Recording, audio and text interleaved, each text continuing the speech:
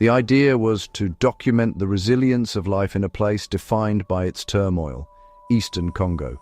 The name itself conjures images of dense jungle, rare minerals, and endless conflict. It's a place that many outsiders only know through grim headlines and harrowing statistics. But I wanted to see beyond the news reports. I was drawn by the stories of people who build lives, raise families, and find moments of joy amidst the chaos. The plan seemed straightforward enough: travel to a bustling town, meet the locals, and capture the texture of their everyday existence. I knew the risks, of course. I had read the travel advisories and the reports from human rights organizations. It was a journey into one of the world's most complex and dangerous regions. Our journey began with a sense of cautious optimism. Flying into the region, you are struck by the sheer, breathtaking beauty of the landscape.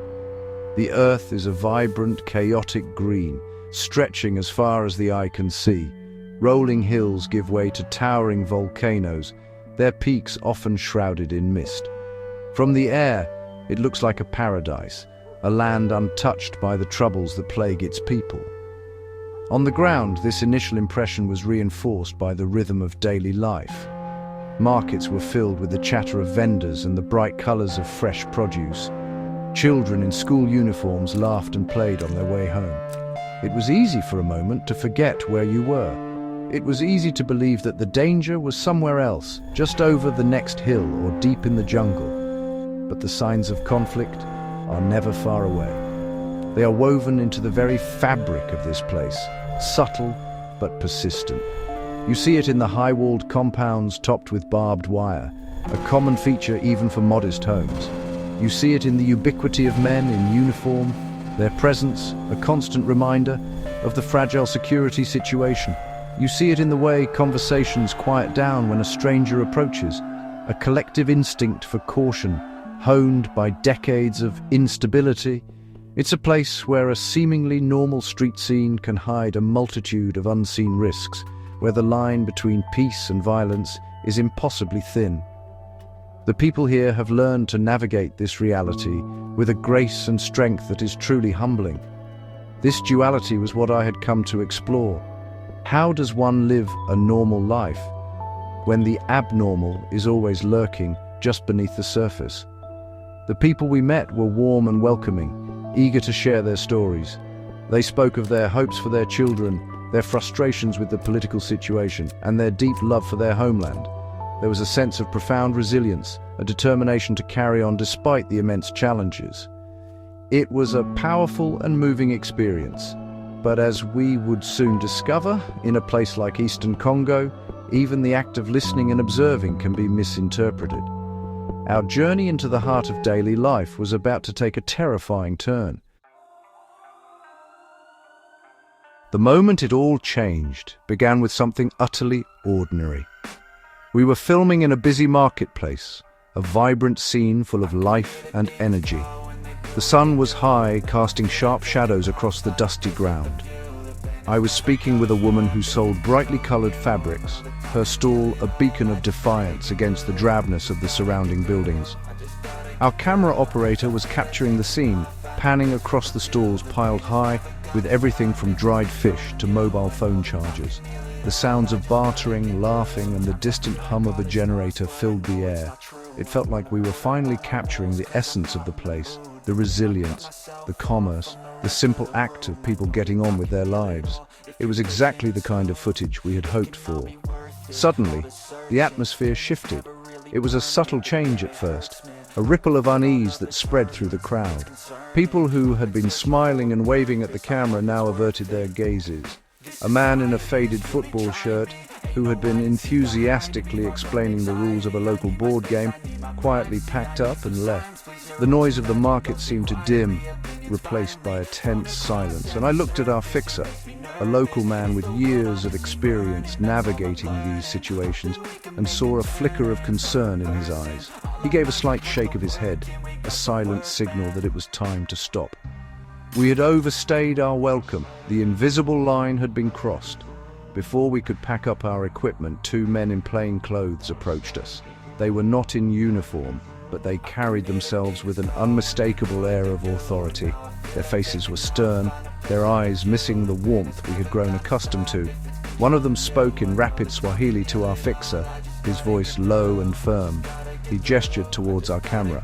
The word espionage was spoken, and it hung in the air like a physical threat. All the research, all the warnings, all the abstract dangers I had read about had just become terrifyingly real. A simple act of filming was being framed as an act of spying. Our fixer tried to reason with them, showing them our permits, explaining that we were journalists making a documentary, but it was no use. The men were not interested in explanations. They were operating on a different set of assumptions, a logic born from a world of suspicion and betrayal. They ordered us to hand over our equipment and passports. The crowd that had been so friendly just moments before now kept a safe distance, watching the scene unfold with a mixture of fear and curiosity. We were isolated, surrounded, and completely at their mercy. The heart of our journey had just stopped beating, and a new, terrifying chapter had begun. The journey into detention was not a single dramatic event, but a slow, disorienting process. It began with a long walk from the marketplace to a small, nondescript building that served as a local security office. The two men who had stopped us walked on either side, their presence a silent and effective deterrent against any thought of protest or escape. The sun beat down, and the familiar sounds of the town now seemed distant and alien, as if we were moving through a separate reality. Inside the office, we were told to sit on a rickety wooden bench. The room was sparse, with peeling paint on the walls and a single, buzzing fluorescent light overhead. The air was thick with the smell of dust and stale cigarette smoke. Our initial interrogation was a confusing affair. A higher-ranking official, a man with a weary face and a neatly pressed uniform, was brought in to question us. He sat behind a large, cluttered desk, examining our passports with intense scrutiny. He spoke in French, his questions a strange mix of the bureaucratic and the accusatory. Who were we? Why were we here? Who sent us? He leafed through our permits, dismissing them with a wave of his hand. He seemed convinced that we were something other than what we claimed to be. Our fixer tried his best to translate and smooth things over, but his usual confidence had been replaced by a visible anxiety. Every answer we gave seemed only to deepen their suspicion. After hours of questioning that led nowhere, we were moved. This became a recurring pattern over the next few days. We were escorted from one office to another, from one branch of the security services to the next. Each move was accompanied by a fresh wave of uncertainty. We were taken to the regional headquarters of the intelligence agency, a more imposing and intimidating building surrounded by a high wall. Here, the questions were repeated by different men in different rooms, each one trying to catch us in a contradiction. Our equipment was scrutinized, our footage played and replayed, our notebooks examined page by page. We were being passed up a chain of command, our situation growing more serious with each step. The process was designed to disorient and intimidate, and it was brutally effective. We were separated from our fixer for long periods, leaving us to navigate the interrogations with our own limited French. The lack of information was a form of psychological torture. No one would tell us what we were being charged with or how long we would be held. We were simply told to wait. We were caught in the gears of a bureaucratic machine that we did not understand, a machine that operated on its own opaque logic. The initial fear of our confrontation in the market was slowly being replaced by a gnawing dread, a sense that we were sinking into a situation from which there might be no easy escape.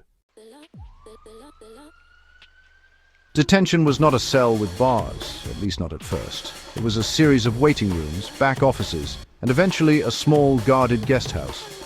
But honestly, the lack of physical restraints did little to lessen the feeling of being trapped. The days just bled into one another, marked only by the changing angles of the sun through a dusty window and the delivery of meals, usually a plate of rice and beans. Time itself seemed to warp and slow down.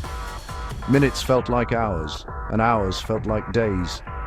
We were in a state of suspended animation, our lives put on hold, while faceless officials somewhere else decided our fate. The silence was the worst part, a heavy, suffocating blanket that left too much room for the imagination to run wild. Anxiety became a constant companion. a low hum beneath the surface of every moment. Every footstep in the hallway, every knock on the door, sent a jolt of adrenaline through my body. Was this it? Were they coming to release us, or to move us to a real prison? The uncertainty was a relentless torment.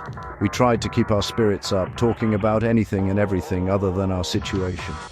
We recounted stories from our past, debated the merits of films we had seen, and made dark jokes that honestly just fell flat in the stifling air. But the fear was always there, lurking in the pauses between sentences, reflected in each other's tired eyes. We were utterly powerless, and the knowledge of that powerlessness was a heavy weight. Communication with the outside world was non-existent. Our phones had been taken away, along with everything else in our pockets.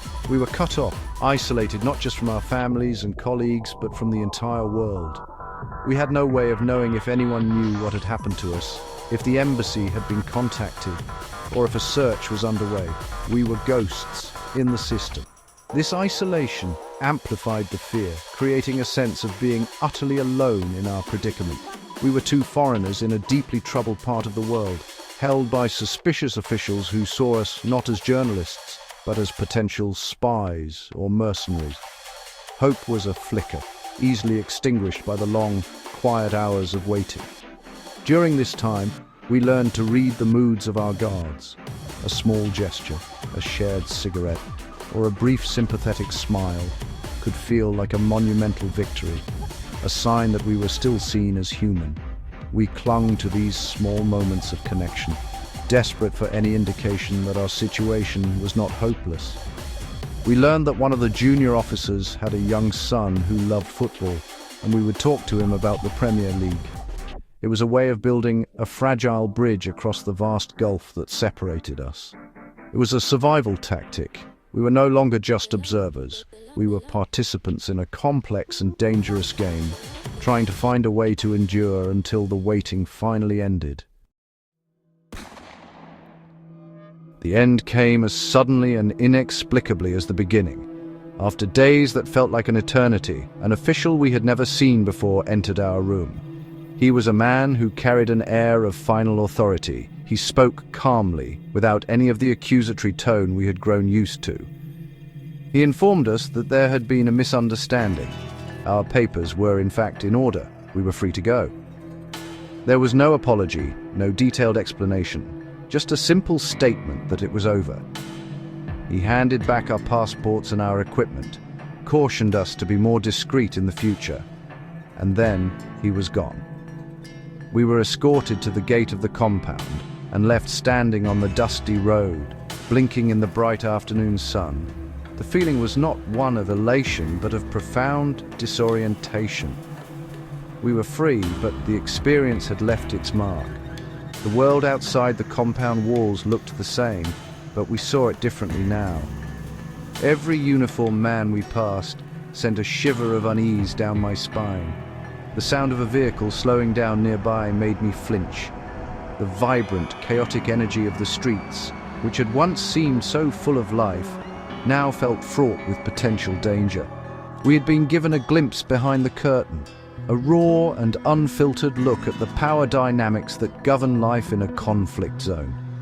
The thin veneer of normality had been stripped away, revealing the arbitrary and often brutal reality that lay just beneath. The lesson from this terrifying journey is a simple yet profound one. In places destabilized by years of conflict and suspicion, the rules are different.